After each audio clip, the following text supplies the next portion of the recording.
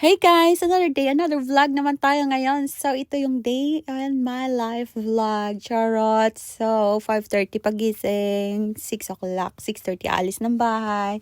And then, lakad-lakad tayo papunta sa ating work. Ayan. And then, we arrive at work actually. I arrive early, tapos nagpa-blood test ako.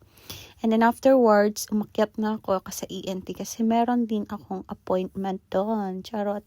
Biglang appointment ba?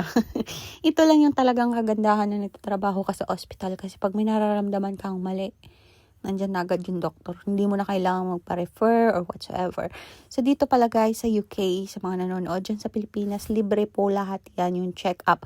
Pero yung gamot, nagbabayad ako kasi nga doon sa bracket ng sahod ko. Kaya nagbabayad ako ng gamot. Pero yung iba, hindi na sila nagbabayad. At ayan na nga, paalis na tayo. Pauwi na naman. Tomorrow is another day. So, may God bless you all. Tapos, hindi masyadong traffic ngayon. Bye!